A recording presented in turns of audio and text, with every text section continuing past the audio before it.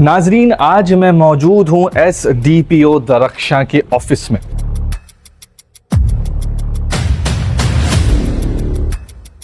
यहाँ पे हर बंदा कोई बड़ा आदमी है या फिर कोई बड़े आदमी का बेटा है, तो इस टाइप के बहुत सारे इनकाउंटर्स आपको होते होंगे कि आप नहीं जानती कि मैं कौन हूँ, या एक कॉल कर दूंगा, आप लोगों की वर्दी उतरवा दूंगा।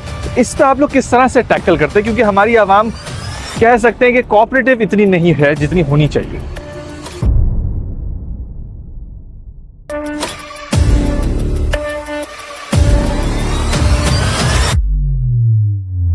वॉर ऑन ड्रग्स जो है वो किस तरह से चल रहा है? कहाँ है आप लोगों की? इनको ये किसने इजाजत दी है? ये इस तरह ये आप देख नहीं ना, नेम प्लेट है, ये देखिए ना, यूनिफॉर्म आपका क्यों प्रॉपर नहीं है?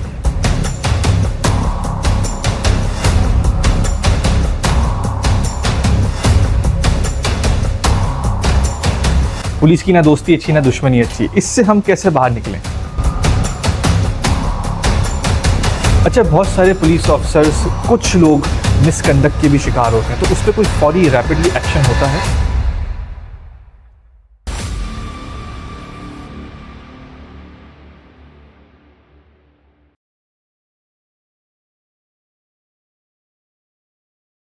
नाजरीन, आज मैं मौजूद हूं SDPO दरख्शां के ऑफिस में। आज हम बात करेंगे DSP मनीषा रुपीटा साहिबा से, जो फर्स्ट हिंदू हैं पाकिस्तान की जिन्होंने DSP की पोजीशन हासिल की है। और हम बात करेंगे पुलिसिंग के बारे में, कम्युनिटी के बारे में, साउथ में कौन कौन से क्राइम्स चल रहे होते हैं, इसको इस तरह से किस तरह से ये लोग टैकल कर रहे हैं। इनकी पूरी टीम से मुलाकात कराएंगे, इनके इलाके का दौरा करेंगे। बहुत सारी चीज़ें इस एपिसोड में लाजमी आपने देखना एंड तक। चले आए मिलते हैं DSP मनीषा रुपीटा साहिबा से।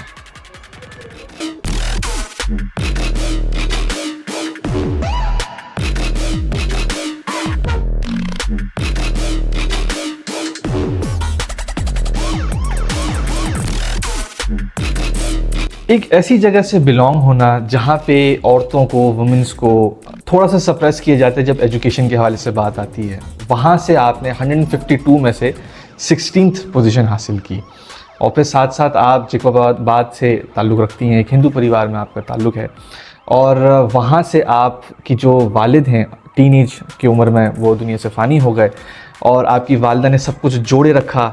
आपकी जो तीनों बहनें हैं वो डॉक्टर हैं, जो भाई हैं वो तकरीबन आई थिंक डॉक्टर बन चुके हैं, आप खुद एक डॉक्टर हैं, और उसके बाद आपने ये वर्दी पहनी। सवाल ये है कि जब आप वर्दी पहन रही थी तो सबसे पहला जो थॉट था वो क्या था?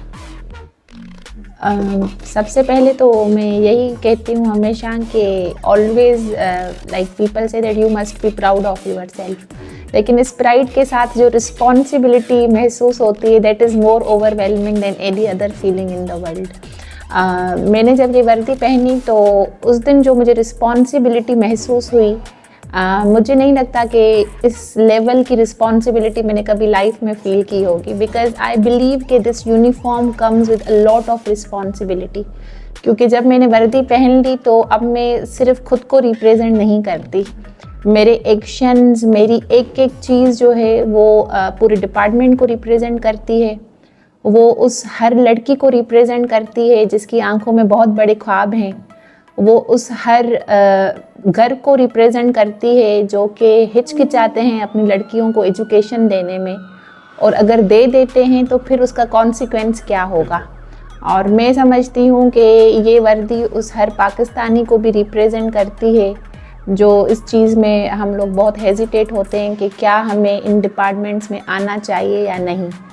And also because I am the first female officer from my community, तो ये उनको भी रिप्रेजेंट करती है, क्योंकि मेरा यही विज़न है कि वैसे तो once you wear a uniform हमारी एक ही पहचान है, सबकी एक ही पहचान है, बट गिवन द बैकग्राउंड कि it comes with a lot of responsibility to tell the world that this was the right decision, responsibility to prove कि हमारे जो भी एक्शंस हैं वो हमारे वैल्यू सिस्टम से अलाइन करते हैं। बिल्कुल। रिस्पॉन्सिबिलिटी कि मैं जिस विजन के साथ आई थी उसको कैरी फॉरवर्ड भी करना है, और उसको जो है आगे ले जाके और ज़्यादा मजबूत इरादों के साथ उसको कामयाब बनाना है।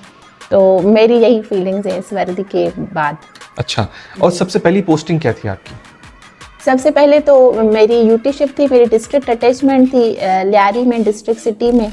तो वहाँ पे मैं 6 मंथ्स हम लोगों ने प्री ट्रेनिंग डिस्ट्रिक्ट अटैचमेंट की। उसके बाद हम लोगों की 2 साल की ट्रेनिंग थी और मैं नेशनल पुलिस एकेडमी में हमारी ट्रेनिंग हुई 6 महीने की। 6 महीने की हमारी डिस्ट्रिक्ट अटैचमेंट हुई और फिर हमारी 1.5 मंथ की एलीट ट्रेनिंग हुई लाहौर में। और उसके बाद हमारी पासिंग आउट हुई जिसमें हम लोगों ने डिफरेंट मॉड्यूल्स भी कवर किए और एंड देन फाइनली हमारी पासिंग आउट हुई। पासिंग आउट के बाद after being a full fledged officer and not an under training officer, because we been listening to the under training officer, हम 2 साल सुनते हैं कि डीएसपी यूटी। तो उसके बाद ये मेरी पहली पोस्टिंग है एज एसडीपीओ दरख्शां। बिल्कुल ठीक है। और पहला केस क्या था आपका? जब मैं मेरी दरख्शां में पोस्टिंग थी तो मेरे ख्याल से जो सबसे बड़ा केस था दैट वाज कि within 2 weeks of my posting there was an unfortunate incident of custodial death. Okay. हाँ, तो वो बड़ा चैलेंजिंग रहा मेरे लिए। और इसके अलावा जो है एक सुसाइड केस था बच्ची का। ओके। हाँ, which was suspected to be a murder. तो उसकी जो पूरी प्रोसीडिंग्स थी और जो दैट वाज वेरी चैलेंजिंग। और फिर वो जो इन्वेस्टिगेशन हुई, I was personally looking into and supervising the investigation because it was a very sensitive issue related to minor जो हमारी बच्ची थी और सुसाइड है या मर्डर है।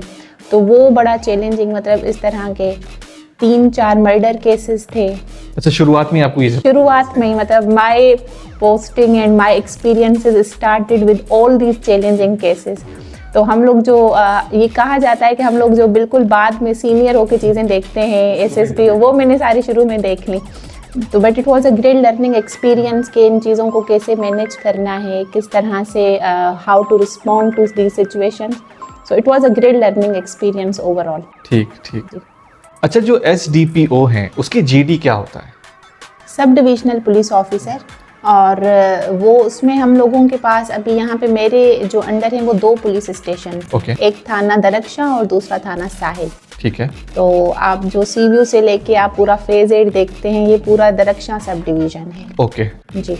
तो अभी जो आप अभी हमारा जो विजिट करा रही हैं वो वहीं पे करा रही हैं? जी बिल्कुल।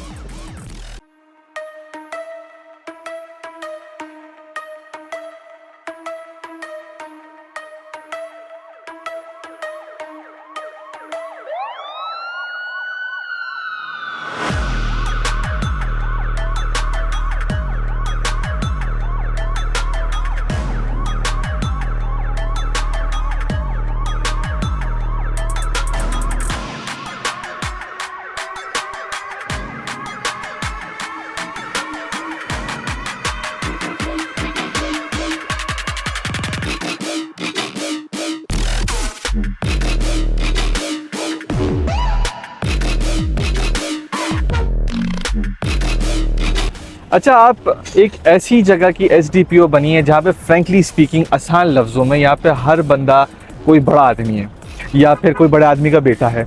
तो इस टाइप के बहुत सारे इनकाउंटर्स आपको होते होंगे कि आप नहीं जानती कि मैं कौन हूँ, या एक कॉल कर दूंगा आप लोगों की वर्दी उतरवा दूंगा। तो इस पर आप लोग किस तरह से टैकल करते हैं, क्योंकि हमारी आवाम कह सकते हैं कि कोऑपरेटिव इतनी नहीं है जितनी होनी चाहिए? देखिए, सबसे पहले तो आपके माइंड में हमारी कॉन्सेप्चुअल क्लैरिटी होनी चाहिए। बिल्कुल। कि अपनी नज़र में कोई कितना ही सेल्फ इंटाइटल्ड क्यों ना हो, लेकिन कानून की नज़र में हर शहरी एक ही है और बिल्कुल इक्वल बराबर है। तो मेरे साथ भी ऐसे काफ़ी सारे इनकाउंटर्स लाजमी हुए हैं इस पूरे दौरानिए में। But I always tell them politely and respectfully कि आप जो भी हैं, लेकिन मेरे लिए आप कॉमन सिटीज़न ऑफ पाकिस्तान है। और इवन हम सब बिल्कुल इंक्लूडिंग अस, हम सारे ऑर्डिनरी सिटीजन हैं and we all are on duty. और कानून की पासदारी हम बिल्कुल मतलब हर सिलसिले में करेंगे, चाहे वो सामने वाला कोई भी क्यों ना हो। तो मैं भी हमेशा यही मैसेज देती हूँ। अक्सर हमारे पास कैंपेन्स चलती हैं डिस्प्ले अगेंस्ट वेपन्स की, टिंटेड गिलासेस के अगेंस्ट। तो उसमें बड़े इश्यूज पेश आते हैं कि because everyone wants a special treatment, जहाँ पे मेरा मानना ये है कि इसमें सबसे ज़्यादा कोऑपरेशन आनी चाहिए पब्लिक की तरफ से, क्योंकि इसमें आप देखें कि सेफ्टी और सिक्योरिटी जो है वो अल्टीमेट ऑब्जेक्टिव है, जिसमें मैक्सिमम कोऑपरेशन होनी चाहिए। तो मेरी फोर्स को भी, ये हमारे चौकी इंचार्ज यहाँ पे खड़े हैं, शहजाद, ये यहाँ पे हमारे सीव्यू के चौकी इंचार्ज हैं शहजाद, एएसआई शहजाद। तो हमारी सबको यही डायरेक्शंस हैं कि जब भी आप पेट्रोल कर रहे हैं, स्नैप चेकिंग कर रहे हैं, तो आपने सबको रिस्पेक्टफुली और इक्वली आपका कंडक्ट होना चाहिए। और ये यही इंश्योर करते हैं कि क्योंकि सारा दिन आपको पता है कि ये जो है एक ऐसा एंटरटेनमेंट स्पॉट है जहाँ पे हर जगह से लोग आते हैं, मुल्क के दूसरे जो है इलाकों से भी बहुत ज़्यादा यहाँ पे विजिटर्स आते हैं। तो सीव्यू की सेफ्टी और सिक्योरिटी हम लोगों की वैसे भी पहली फर्स्ट प्रायोरिटी है, फॉरमोस्ट प्रायोरिटी है। तो इस पे हमारे पास मोबाइल सीव्यू एक्सेप्टेडली है जो इस पूरे एरिया को पेट्रोल करती है। हमारे पास चौकी इंचार्ज सेपरेटली जो इस पूरे एरिया का रिस्पॉन्सिबिलिटी है। तो इन चीज़ों को हम इस तरह से सिस्टमेटिकली और बाय लॉ मैनेज करते हैं। ठीक है। और अगर कोई सप्रेशन की कॉल आ जाए, क्योंकि ऑब्वियसली लोग कॉल्स तो करवाते हैं, दूसरे जितनी भी मैंने पुलिस अफसरों से बात की है वो यही बोलते हैं कि हम सुनते तो हैं बट करते अपनी ही हैं, क्योंकि एट दी एंड हम ग्राउंड रियलिटी को जानते हैं, तो जो भी लॉ है उसी हिसाब से हम जो चलते। तो अच्छा, इसमें ना एक क्लैरिटी होनी चाहिए, एक क्रिमिनल में और लॉ वायलेटर में जो है वो हमारे पास क्लियर डिफरेंशिएशन होनी चाहिए। जैसे फॉर एग्जांपल अगर किसी की गाड़ी पे टिंटेड ग्लासेस हैं तो वो लॉ वायलेटर जरूरी है, लेकिन वो क्रिमिनल नहीं है। तो वायलेटर को बड़ी रिस्पेक्टफुली और उसको इस तरह से डील करना चाहिए। उन पे चालान बनता है तो चालान करवाना चाहिए। तो डिपेंड्स ऑन कि आप सामने वाले की कैसे काउंसलिंग करते हैं। अगर मैं पर्सनली मौजूद होती हूँ तो मैं उनको यही बताती हूँ कि आपने लॉ वायलेशन की है, एंड एज अ सिटीजन आपकी जो रिस्पॉन्सिबिलिटी बनती है कि आप, जाहिर सी बात है, इफ यू टेक पेन्स तो नेक्स्ट टाइम आप वो चीज़ रिपीट नहीं करते। जब आपको चालान पे करना पड़ता है, रुकना पड़ता है और वो सारी ऑडियंस से गुजरना पड़ता है, तो वो नेक्स्ट टाइम हम सोचते हैं कि हम इस चीज़ में ज़्यादा केयरफुल हो जाएं। तो इट इज़ इम्पॉर्टेंट कि हम लोग हर किसी को वो उस हिसाब से डील करें और वो लेसन ज़रूर टीच करें। बाकी कॉल्स वगैरह आना वो उनका भी राइट है, बट ये हम लोगों की रिस्पॉन्सिबिलिटी है कि हम इन एनी कंडीशन अपना फर्ज किस तरह से निभाते हैं। ठीक। और अभी आप कहाँ जा रही हैं? अब स्नैप चेकिंग करने जा रहे हैं? जी हाँ, हम लोग आज मैकडोनल्ड्स के पॉइंट पे स्नैप चेकिंग करेंगे, क्योंकि ये वो टाइम है जहाँ पे ज़्यादा रश होता है और ज़्यादा जो है गाड़ियों का आमदोरफ्त होता है, तो उस हिसाब से हम लोग। ठीक है, ठीक।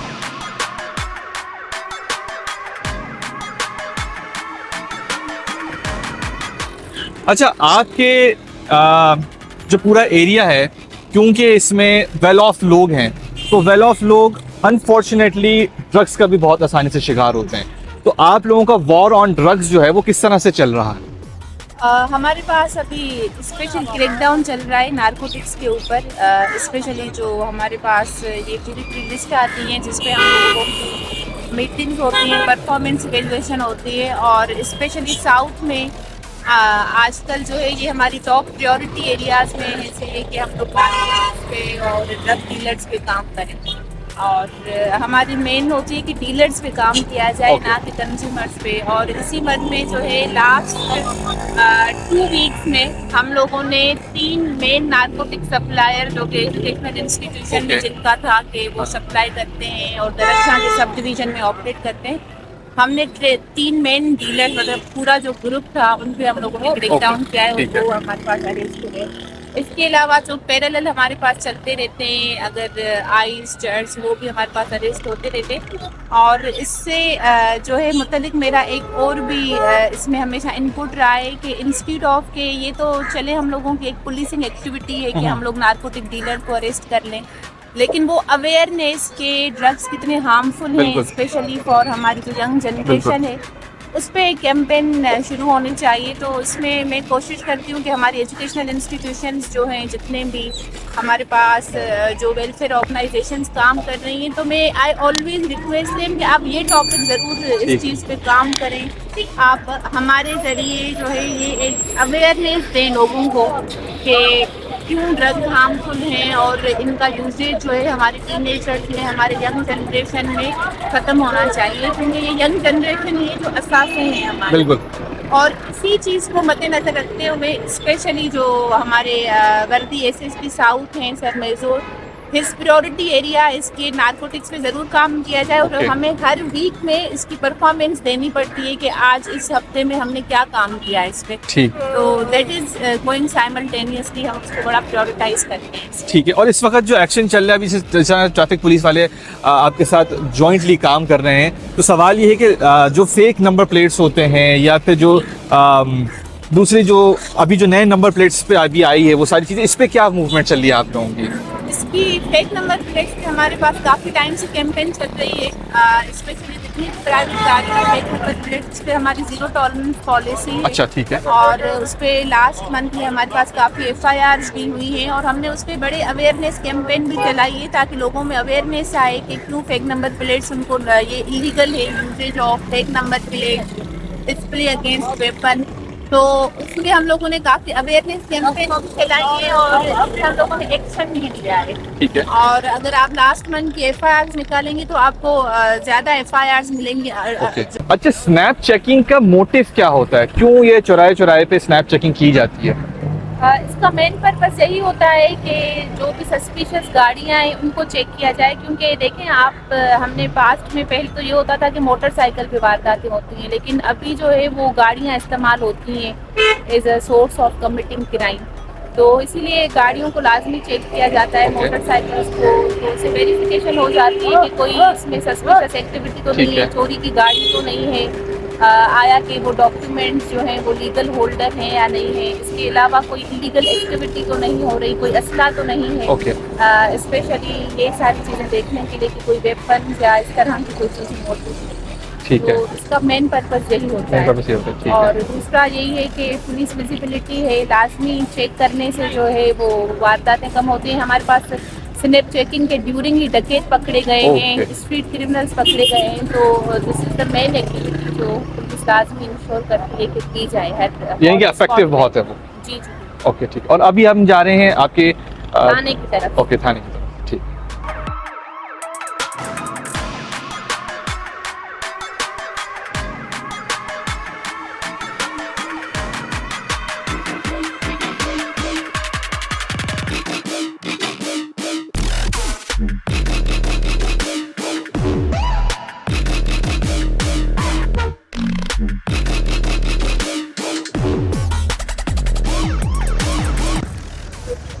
लास्ट टाइम कौन सा इसका क्या पॉइंट है?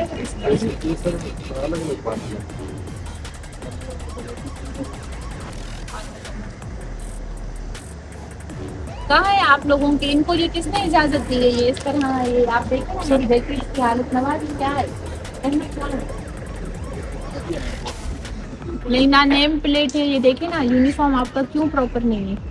ये तो इसको बिल्कुल रफ एक वो दे रहा है। नेम प्लेट जिसकी नहीं लगी वो लोग ड्यूटी नहीं करेंगे, ये आप बात जान लें सारे। नेम प्लेट लाजमी होनी चाहिए सबकी।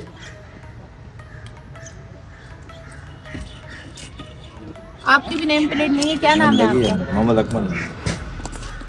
बस ठीक है, तो या तो फिर ये फिलहाल तो ना पहने, इतनी धूप में आप लोगों को क्या जैकेट की जरूरत पड़ती है?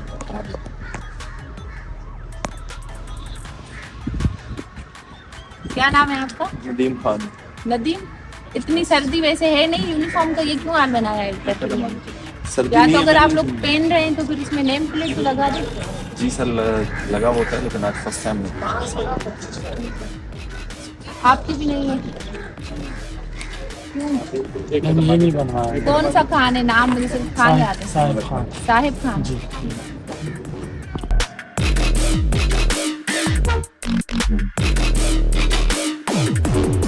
अच्छा, ये जो अभी आपकी एक्टिविटी थी, ये इसको क्या नाम देंगे? इसको शो कॉज है? रोल कॉल कहते हैं। रोल, ठीक है। रोल कॉल में हम लोग अपने जो हमारी नफरी है उसका टर्न आउट, उसका यूनिफॉर्म Okay. और वो सारी चीज़ें चेक करते हैं और उनकी परफॉर्मेंस के हवाले से, टर्न आउट के हवाले से, उनकी डायरेक्शन ठीक है, और उसी हिसाब से फिर नोटिस होता है, अगर ये लोग नहीं मानते तो फिर उस हिसाब से फिर नोटिस किया जाता है।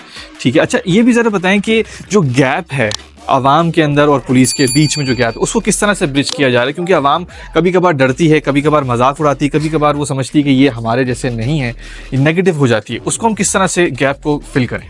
देखिए, हम ये समझते हैं कि पुलिस में भी, जो हमारी पेट्रोल पुलिस है या फिर ये हमारे जो ऑन ग्राउंड हमारे जवान मौजूद हैं, उनका फर्स्ट इंटरेक्शन होता है हमारी आवाम के साथ। तो सबसे पहले जो हमें बेहतर बनाने की ज़रूरत है वो हमारी ऑन ग्राउंड जो हमारे जवान मौजूद हैं, जो हमारे लोअर सबऑर्डिनेट्स हैं, उनकी कैपेसिटी ट्रेनिंग, जिस पे बहुत ज़्यादा काम हुआ है।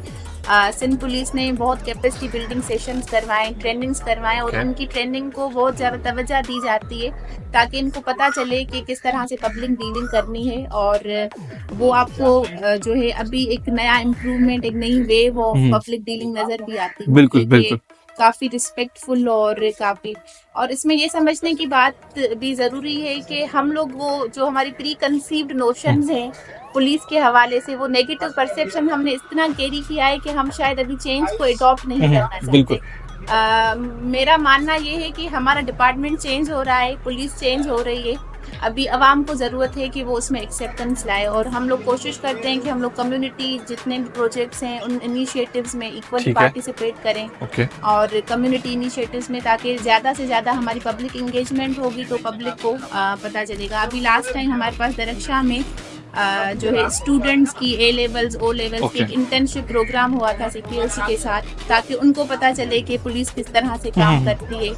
तो वो मुझे बच्चे यही बता रहे थे कि हम जिस इमेज के साथ आए थे और परसेप्शन के साथ आ रहे थे, और यहाँ पे आके मेरा परसेप्शन बिल्कुल चेंज हो गया। ठीक है। तो अब मुझे लगता है कि हमें मीडिया को, सारे जितने भी स्टेक होल्डर्स हैं, हमें वो जो पॉजिटिव इमेज है उसको प्रोजेक्ट करना चाहिए और ये दिखाना चाहिए कि जिस तरह हम नेगेटिविटी दिखाते हैं कि किस तरह से चेंज आ रहा है और किस तरह से हम दिन ब दिन बेहतर हो रहे हैं। अच्छा, हमारे यहाँ बुजुर्गों की कहावत ये भी तो होती है कि पुलिस की ना दोस्ती अच्छी ना दुश्मनी अच्छी, इससे हम कैसे बाहर निकलें? ये एक मेरे ख्याल से तो बड़ा फनी सा एक कहावत है, हम इन चीजों को फेल करते हैं। मेरे हिसाब से किसी की भी दोस्ती और दुश्मनी अच्छी नहीं है। आजकल का जो दौर है वो जमाना है, ना किसी की ज्यादा दोस्ती, ना किसी से ज्यादा दुश्मनी। बिल्कुल। तो बेहतर यही है कि हम अपना कोर्स ऑफ एक्शन लें। ठीक है। It's not related to a particular department. Okay. और ये हम लोगों में शायद ये सिर्फ एक क्लीशे बन चुका है कि पुलिस की दोस्ती या दुश्मनी अच्छी नहीं है। हालांकि आज भी अगर अवाम को कोई भी मुश्किल आती है, जो पहला रिजॉर्ट होता है उसके माइंड में आता है वो पुलिस है। बिल्कुल। चाहे किसी की तार कट गई हो, किसी का पेट गुम हो गया हो, मतलब हर छोटी सी चीज में हम ये सोचते हैं कि हमें पुलिस की मदद चाहिए। इट मीन्स कि we are the first and the last resort for public. तो मैं तो हमेशा ये कहती हूँ कि आप हमें इधर यू हेट अस और love us, but you can not ignore us. हम एक इंटीग्रल पार्ट हैं अपनी आवाम का। सही बात है। ठीक। अच्छा, बहुत सारे पुलिस ऑफिसर्स, कुछ लोग मिसकंडक्ट के भी शिकार होते हैं, तो उस पर कोई फौरी रैपिडली एक्शन होता है? जी बिल्कुल होता है, और हमारे पास स्पेशली जो पुलिस ऑफिशियल्स के खिलाफ कंप्लेंट्स होती है उसको बहुत सीरियसली लिया जाता है और उसमें डिपार्टमेंटल इंक्वायरी होती है। और बेस्ड ऑन दी फाइंडिंग्स, जो कि अगर उसमें जेन्युइन फाइंडिंग्स आ जाती हैं तो उस पर हम लोग डिसिप्लिनरी, जो हमारे पास एफिशिएंसी एंड डिसिप्लिन रूल्स हैं, उसके मुताबिक उस पर एक्शन लिया जाता है। और प्रॉम्प्ट इंक्वायरीज होती है, प्रॉम्प्ट एक्शन लिया जाता है। कभी भी पुलिस ऑफिशियल की, क्योंकि I have been working in district south for the last 10 months, I know कि हम लोग उसको कितनी सीरियसली परसू करते हैं कि ताकि पब्लिक की ग्रीवेंसेस को फौरी रिप्लेस किया जाए। अच्छा, तो इसमें ये भी होता है कि कॉन्फिडेंशियल रहता है सब कुछ जिसने कंप्लेन की होती है पुलिस ऑफिसर के खिलाफ, क्योंकि वो डरता है? Depends on the complainant. जैसे 2 दिन पहले मेरे पास कंप्लेनेंट था और इसी तरह की उसकी एलिगेशंस थी, तो उस पर हम लोगों ने वर्किंग भी की है, सारी चीजें की, और लेकिन कंप्लेनेंट डिड नॉट वांट कि वो उसका नाम जो है वो डिस्क्लोज करें। तो based on their own wish तो हम उसको उस तरह से कॉन्फिडेंशियल रखते हैं, लेकिन वो जो प्रॉपर कोर्स है, जो है एविडेंस और सारी चीजें, वो पूरा जो है कोर्स ऑफ इंक्वायरी उसमें फॉलो होगा। ठीक।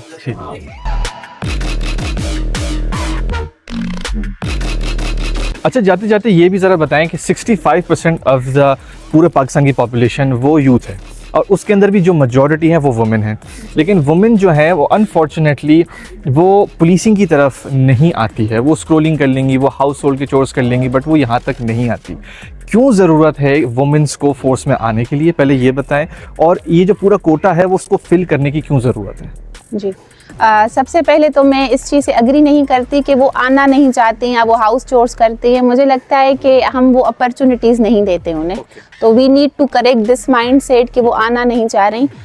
वो आना तब जाएंगी जब हम उनको इक्वल अपॉर्चुनिटीज़ देंगे, अपॉर्चुनिटीज़ टू एजुकेशन। और मैं समझती हूँ कि एजुकेशन भी specially in part of the rural areas for girls वो प्रिविलेज है, वो एक इक्वल राइट नहीं है, क्योंकि वो सबको इक्वली मिलता नहीं है। तो पहले तो हमें इस ग्रास रूट पे काम करने की ज़रूरत है। दूसरी चीज़ ये कि क्यों ज़रूरत है कि हम लोग फोर्स में ज़्यादा से ज़्यादा जो है लड़कियां आएँ, औरतें ज्वाइन करें। माई ऑलवेज जो एक मैं हमेशा कहती हूँ कि a society where majority of the victims are women, protectors should also be women. तो जब विक्टिम हमें, तो मुहाफ़िज़ भी हमें ही बनना चाहिए। तो ज़्यादा से ज़्यादा जब औरतें या ख़वातीन हमारे पास फोर्स में आएंगी, एम्पावर्ड पोजीशंस पे आएंगी, तो एम्पावर्ड पोजीशंस पे आके आप ना सिर्फ खुद को एम्पावर करते हैं, लेकिन आप अपने पूरे माशरे को एम्पावर करते हैं। तो वो हमारे पास जो हम लोग कहते हैं कि हमें फोर्स में एम्पैथी की ज़रूरत है, हमें एफिशिएंसी की, वो मुझे लगता है कि वो लड़कियां बेहतर करती हैं। और उनसे जो चेंज आता है वो चेंज एजेंट हैं। जिस तरह से ख़वातीन चेंज लाती हैं, वो कोई और फोर्स नहीं ला सकती। तो ये बहुत अशद ज़रूरत है कि हमारे पास ज़्यादा से ज़्यादा जो है फोर्स में ख़वातीन आएँ, इक्वल पार्टिसिपेशन में आएँ, और मर्द और औरतें वो मिलके जो है हर चीज़ में, नॉट ओनली इन फोर्स, जहाँ पे भी ये माना जाता है कि वो लड़कियों का फोटे नहीं है, उस हर फोर्स में, उस हर डिपार्टमेंट में लड़कियों को आना चाहिए। ठीक ठीक। मनीषा जी, दुनिया में सबसे कीमती चीज़ होता है वक्त। वो आपने हमें दिया, हमारी ऑडियंस को दिया, हमारे मुल्क को दिया, उसके लिए तहे दिल से बहुत बहुत शुक्रिया। Thank you so much, it was pleasure. तो ये था आज का हमारा एपिसोड DSP मनीषा रुपेता साहिबा के साथ। आज नाजरीन सीखने को ये है कि जो नए फेसेस हैं उसको हमें एक्सेप्ट करना बहुत ज़रूरी है। यानी कि जो सिंध पुलिस के जो नए ऑफिसर्स हैं और पुराने ऑफिसर्स हैं, उन लोगों के बिहेवियर्स में बहुत चेंज आ रहा है, बट चेंज हमें अपने अंदर लेके आना है। यानी कि एक्सेप्ट करना है कि ये लोग चेंज हो रहे हैं। ये भी सीखा कि किस तरह से स्नैप चेकिंग की जाती है और क्यों की जाती है हमारी सेफ्टी के लिए। ये भी सीखा कि वॉर ऑन ड्रग्स पे ये लोग बहुत फोरफ्रंट पे काम कर रहे हैं। और ये भी सीखा कि किस तरह से एक लेडी ऑफिसर अपना दिन गुजारती है और किस तरह से ये हर बंदे के, यानी कि हर पुलिस ऑफिसर के वर्दियों को चेक करती हैं। और भी बहुत सारी कुछ चीज़ें सीखी हमने। आपने क्या क्या सीखा, आपने मुझे कमेंट सेक्शन के अंदर बताना है। इसी के साथ मिलते हैं अगले यूट्यूब और टिकटॉक की वीडियो में, फेसबुक और इंस्टाग्राम की पोस्ट में, ट्विटर यानी एक्स की ट्वीट्स, पिंटरेस्ट की पिन्स, लिंक्डइन की एक्टिविटीज़ और व्हाट्सएप की अपडेट्स। इसी के साथ हसन अंसारी साइनिंग ऑफ।